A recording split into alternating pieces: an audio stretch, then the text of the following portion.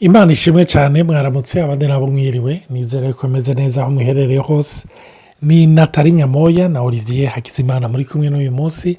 tongeye gutegwa iteka ryo kubazanira cyangwa kubashikanira ibi biganiro turiko turagirana hagati yacu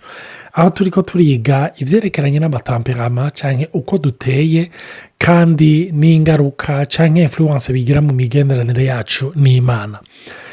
Hama mbanje kubashimira ndabashimira uko mubandanya mudukurikirana uko mubandanya muduhanura uko mubandanya mudushingira intahe mudutera intege muratubaza n'ibibazo bituma tubandanya tugira ubushakashatsi no hagati yacu bikabandanya bitwigisha nukuri turashimira cyane cyane nabo badusengera ijoro n'umutaga baduhoza mu mino y'Imana ico nico dukeneye kuruta ibindi. Hama rero twagomba kubandanya aho twari twahagarikiye aho turiko turabona tamperama y'umukolerike mbe mu migenderanire yiwe n'Imana bigenda gute. Hama twagomba kubandanya audio y'uheruka twari turabonye ibintu bitandukanye bigaragaza umukolerike twari twahereje turiko turavuga ku kintu c'ubwibone cyangwa c'ukwirata cyangwa orgueil ku melancholique. Navuze kolerike no melancholique. Turabona yuko rya jambo Dieu résiste aux orgueilleux, Imana navuga resiste ku banyabwibone. Hama twarabonye yuko ibikora kubw'urukundo kugira ngo ibatabare. Sinzi ikindi Natali yotubwira muribuka abakurikiranye izi nyigisho yuko ni kimwe muri tamperama niyo tamperama novuga iridomina afise mbega n'ikihe kintu novuga mu migenderanire yawe n'Imana ubona tamperama yawe ifisemwo influence. Hama turabire hamwe n'icyo Imana iba igomba kubashikanamwo abantu bameze kumbure nkawe. Imana ishimwe. Nongeye kuramutsa abantu bose bariko baratwumviriza no kuri sino kwigera mpagarika kubashimira cyane cyane abadusengera nko Olivier bivuze n'intahe baturungikira vraiment que Dieu vous bénisse. Twibutse aussi que abashoboye kuja kuri YouTube tukugurije ya chaîne ya YouTube ubunyama n'inyigisho z'amatamperama twakatangwe kuzishiraho ubibishoboye kuko turazi ko bose badashobora kuzijako barashobora gutangwa kuza barazumviriza. Rero nkuko Olivier bivuze ikintu natahuye nuko je nk'umumelancholique newe yariko aranantweza n'imbere tuko turabitegura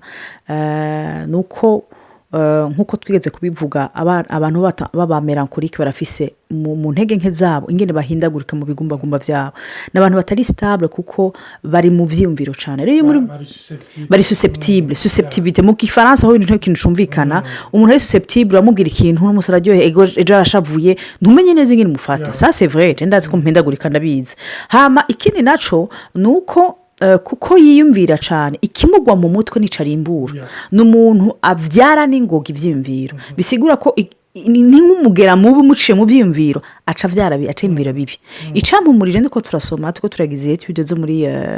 z'amatamperama turavye nk'abantu benshi bo muri Bibiliya umuntu representa aba melancholique narahumurijwe ni Dawidi. Nico gituma uri kurasoma muri Zaburi urashobora gutangara ukabona ati muri aka kanya yararyohewe mu kandi kanya yari yadeprime ukibaza uyu muntu kumenga ariko aravuga nk'ubidoga ni kubera iki. Rero ikintu je nabonye mu migeneranire yanje n'Imana ndashobora kuba ndahindagurika cyane ni defi mfise ni ntege nke mfise ariko ni defi imbere y'Imana kandi biranankripabilize rimwe na rimwe none kwije mu gatondo ari top ariko en même temps nkatahura yuko kugira ngume ni maintenance ngume meze neza ijambo ry'Imana ifoko riguma ringendera mu vyumviro n'abantu bari extrêmement susceptible cyane kugira babe stabilité yabo kudahungabana kwabo nukufa ko bari muri ijambo ry'Imana bategerezwa kuja mu ijambo ry'Imana. Rero narakunze hariho igice duhava dusoma muri Lamentation Yeremiya gucira intimba ni Yeremiya ariko aracira intimba je suis sûr ko ateza ko ari mu melancholique kubera uravye yanditse c'est mu melancholique nyene yicaye ngaho. Lamentation chapitre 3 kuva kuri verset 19 gushika kuri verset 26 des textes nziza cyane ngo quand je pense à ma détresse et à ma misère à l'absinthe et au poison. À la compara détresse na absinthe misère na poison igihe cyose umva umumelankolike ariyumvira cyane ibintu bibi je naragowe n'umuntu yivictimiza yamabona je naragowe ndubikikije uko ari igihe nande nicara nta wunyumva ntibantahura ndibuka ko ari ibintu twaba tubegerana na Olivier ikintu giko turatangura je kirananira vraiment kirananira Olivier ngo gutera intege tubandane Olivier namaze kubiva mu mutwe nari namaze kuja muri misère mu mutwe tinabivuyemo navyo nonye donc mvamo kare je nshavura kare icyumviro gito kifa kunjamo mvayo kare nukuri jewe j'estime nk'abantu bagira sport bari très régulier ko ntaragitahura ushaka ukubite nukuri birangora donc icyumviro kibe kiguye mu mutwe kirakubera nka poison Verset 20. Quand mon âme s'en souvient, elle est abattue au-dedans de moi. Voici ce que je veux repasser dans mon cœur. Umuti, Yeremia Chiatanga, ce qui me donnera de l'espérance. Les bontés de l'Éternel ne sont pas épuisées. Ses compassions ne sont pas à leur terme. Elles se renouvellent chaque matin. Apana chaque semaine, apana chaque année. Ko twege malheureusement nk'abana b'abantu durakunda kurimbura tukagendera ku kimana tubwiye higeje oya ni manu ya misi yose. Oh que ta fidélité est grande. Jina babibonye ntarimburiye kenshi ndagwa ndakubitika kurusha abandi.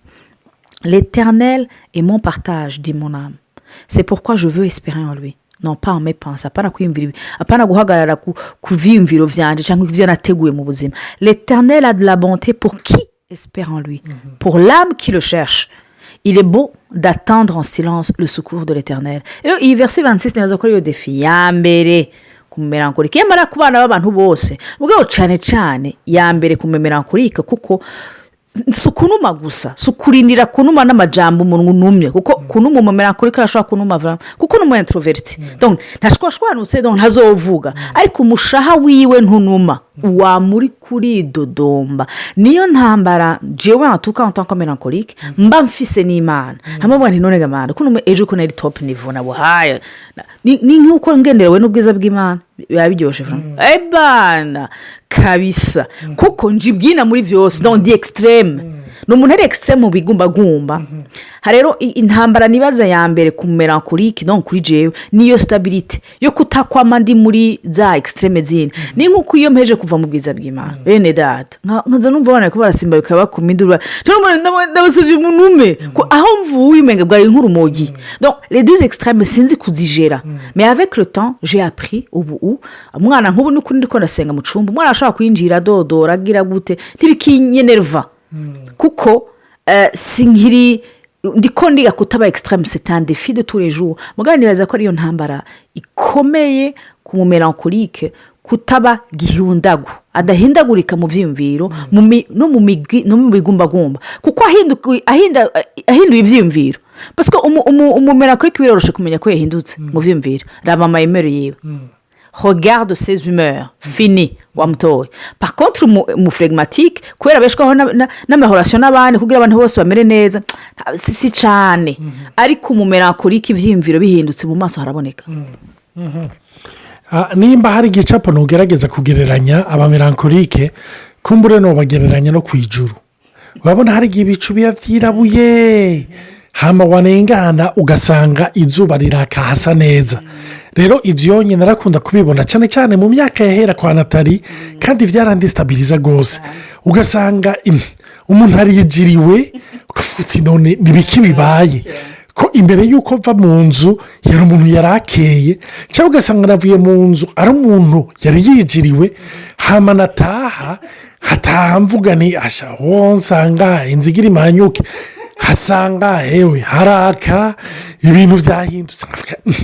none uyu muntu nibiki bigenda gute ndazi yuko abantu bari mariye n'abantu baba melancholique c'est pas évident donc usanga baba déstabiliser iyo bana n'umuntu ashobora guhindagurika nko muri ubwo buryo rimwe na rimwe rero n'ibintu utamenya mbega ndavyifatamwo gute canke ndabigenza gute ariko ikintu nagomba guteramwo intege abantu bariko baranyumva birokonesa muri iki kintu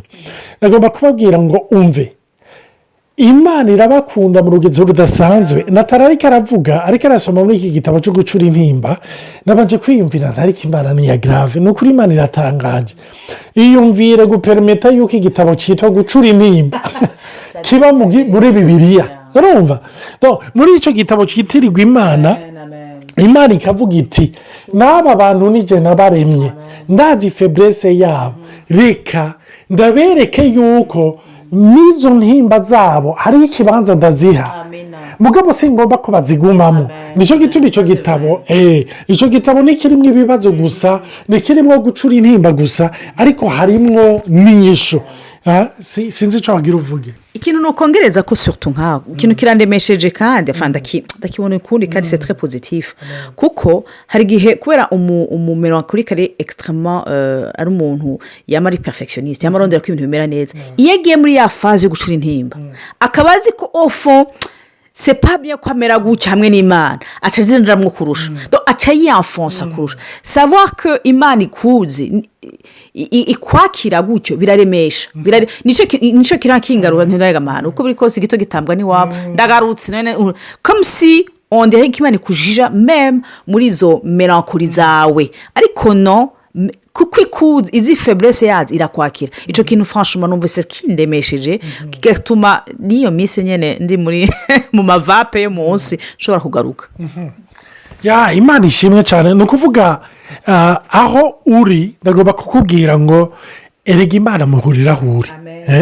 imana muhurira aho uri ariko iciza mwibuke abantu bose yesu bahuye hari abo bahuye bari mu bwato hari abo bahuye bari kubatoza ikori hari abo bahuye bari kuburira ibiti hari ahantu umuntu wese yahuriye na yesu ariko icyo nkundira yesu ntakurekeza ngaho hari ahagukura hari ahakujyana nicyo gituma nagomba kukubwira nawe uri umumelancholique hari ahagomba kugukura hari n'aho agomba kugutwara natali yavuze kare ku cyerekeranye n'ikintu cyo kwivitimiza urumva navuga ni wa mugera wo mu itongo ry'edeni igihe imana ibwira aburahamu babe adamu ikamubwira mbega uri hehe mu nyuma aramubwira ati numvise ijwi ryawe ndinyegeza kuko nambaye ubusa ati mbere ninde yakubwiye ko wambaye ubusa urumva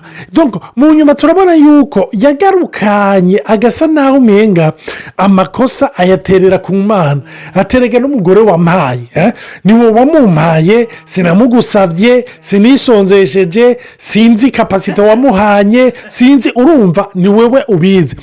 abamelancholique rero barafise ingene ko twavuze bahindura amamude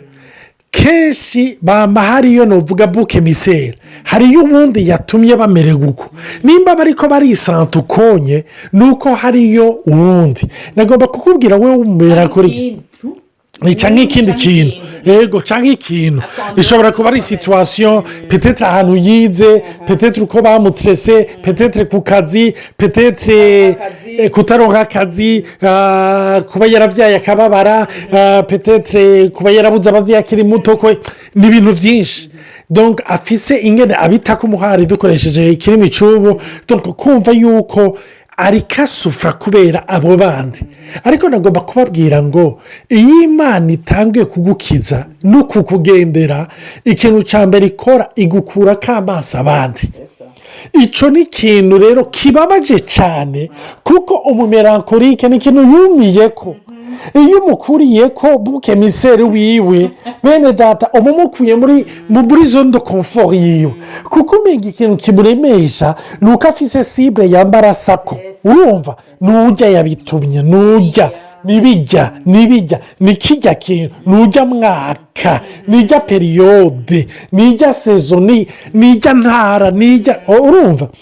hari abantu bamba muri ibi nicyo gituma rero hari ahantu imana igomba kudukura imana ishimwe cyane hariyo ijambo nagomba dusome ni muri Yesaya ikigabane cya 43 umurongo wa 18 Bibiliya ivuga ngo ati mwoye kwibuka ibya mbere kandi ntimwiyumvire ku bya kera ne pensez plus aux événements passés et ne considérez plus ce qui est ancien. Voici, je vais faire une chose nouvelle sur le point d'arriver. Ngira nkora ikintu gisha ko kigira giseruke ubu mbega ntimuzokimenya rero icyo kintu cyo kwama bahumina kandi ibi ni kuri ayo matamperama mwibuke ni yose kuko hariya muntu ajya avuga ati oya nanjye ibinye birantera rwose ni twese ariko biri plus prononce cyane byigaragaza rwose ku bantu b'abamelancholique kuko bari muri iyo domene y'ibyiyumviro byabo numva umera nkuri ariko aranyumviriza uyu munsi imana iragomba kukubwira ngo no pense plus trop aux choses passées urumva ntiwiyumvire ibyakahise ntugume ubihuminako ntubigumeko la preuve bambe igituma ntacu uhindura muri kahise ntushobora kujyayo ngo ugende ijya evenema uyihindure ibyabaye byarabaye no pense plus aux événements passés nagomba kubabwira bene data aha tubaye muri canada ni burundi ndabizi niko biri no mu rwanda cyangwa n'ibihugu byose abantu barafise aho batiyarara rero ngaha ari opoze yo muri afurika iyarara barita hanze mugabo ngaha mu nzu usanga dufise amapubere aho tuza turashira nagomba kubabwira ntimukagire amapubere muri mwebwe yaho ibyabababaje ibyagize iki biguma muri wewe no pense plus aux événements ntimusubire kwibuka ukundi ibyaheze kuko hari ikintu gishasha imana igomba gukora ikibazo si ngombwa kuvuga nka bya bindi abantu b'abaprofete cyangwa b'abaki novuga abantu b'indenzarugero abaprofete bariho bukuri uyu mwaka ni umwaka udasanzwe na 2020 yari umwaka udasanzwe urumva ariko ngomba kukubwira ngo hari ikintu gishasha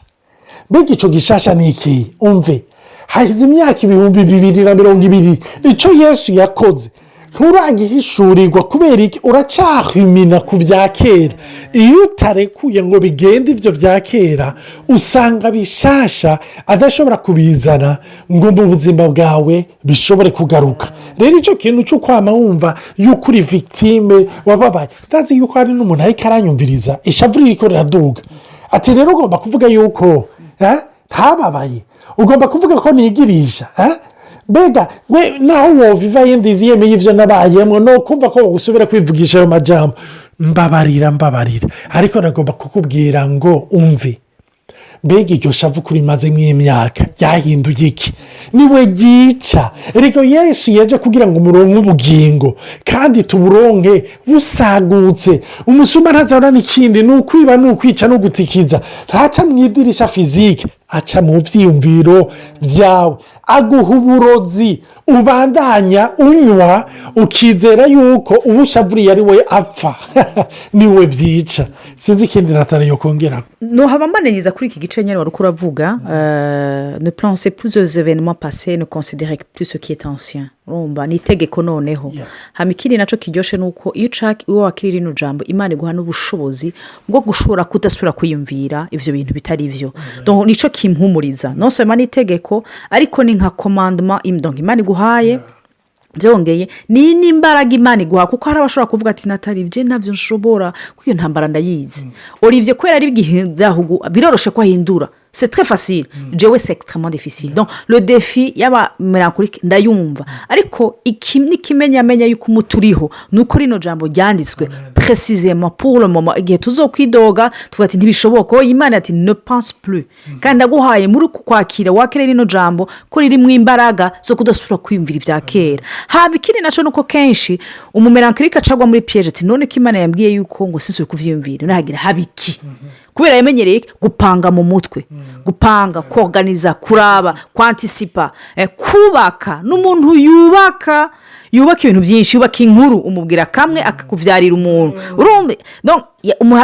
amoka kuvyarira igitabo rero ijambo ry'Imana rikavuga mu murongo wa 19 voici je vais faire une chose nouvelle sur le point d'arriver ariko condition niyihe ne pense plus aux événements passés ko verset 18